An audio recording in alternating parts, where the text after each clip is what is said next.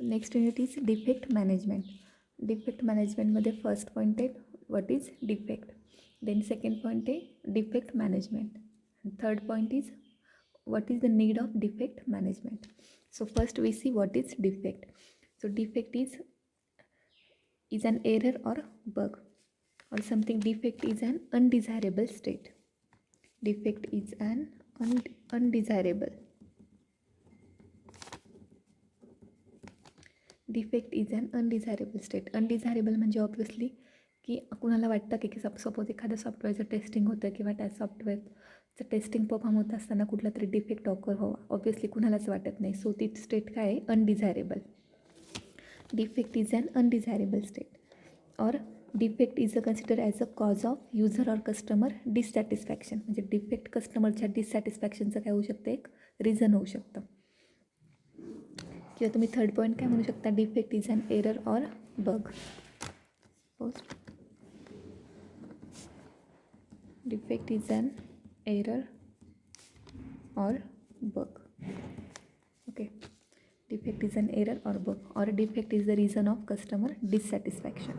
And standard definition of defect is the variation between actual result and expected result is called as defect. Actual result and expected result, the variation between actual result and expected result is called defect. Actual result means जेव्हा तुम्ही system run करता त्यानंतर जो result येईल तो, आणि expected result means काय, before तुम्ही सिस्टीम रन करायच्या आधी तुम्ही एक्सपेक्ट करताय की त्याचं आउटपुट डॅश डॅश आलं पाहिजे, त्याला म्हणायचं एक्सपेक्टेड रिझल्ट. दोघांमधला difference is called as defect.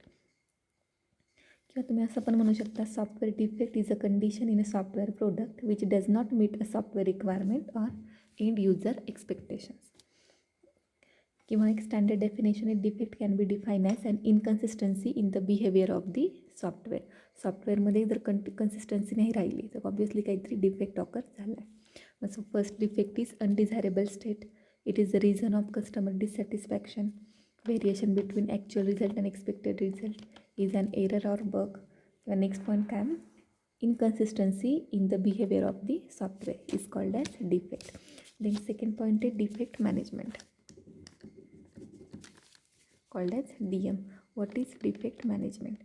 Defect management is nothing but it is the process of recognizing, investigating, taking action and disposing of defect.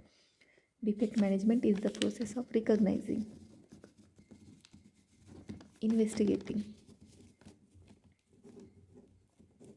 taking action and disposing of defect. What is definition? Defect management is the process of recognizing, investigating, taking action and disposing of defect. मग defect मॅनेजमेंटमध्ये काय केलं जातं, तुमचा defect recognize करायचा. Recognize is nothing but identify करायचा. Investigation means तो कुठल्या फेजमध्ये ऑकर झाला ते सर्चिंग करायचं. नंतर तो फाइंड आउट झाल्यानंतर त्याच्यावर कुठली ॲक्शन, तो रिझॉल्व करायला, तो सॉल्व करायला त्याच्यावर ॲक्शन परफॉर्म करायची आणि तो पर्टिक्युलर डिफेक्ट काय करायचा, सॉल्व करायचा, म्हणजे डिस्पोज करायचा तुमच्या सॉफ्टवेअरमधनं. याला काय म्हणायचं, ह्याच्या सगळ्या प्रोसेसला काय म्हणायचं, defect management. Defect management is the process of recognising, investigating, taking action and disposing of defect. त्याच्यामध्ये कुठले कुठले पॉईंट्स असणार आहे मग, it involve recording defect, classifying them and identify impact. मग डिफेक्ट मॅनेजमेंटमध्ये काय होणार आहे, फर्स्ट तुम्हाला काय करायचं, डिफेक्ट रेकॉर्ड करायचं आहे, म्हणजे फाइंड आउट करायचा आहे. त्याच्यानंतर तो कुठल्या टाईपचा डिफेक्ट आहे तो क्लासिफाय करायचा आहे, कुठल्या स्टेजमध्ये आहे आणि which type of that defect. Classify that defect and then identify impact. मग त्या डिफेक्टचा तुमच्या सिस्टीमवर काय इम्पॅक्ट होऊ शकतो किंवा तुमच्या सिस्टीमवर काय परिणाम होऊ शकतो ते आयडेंटिफाय करायचं, म्हणजे आयडेंटिफाय इम्पॅक्ट.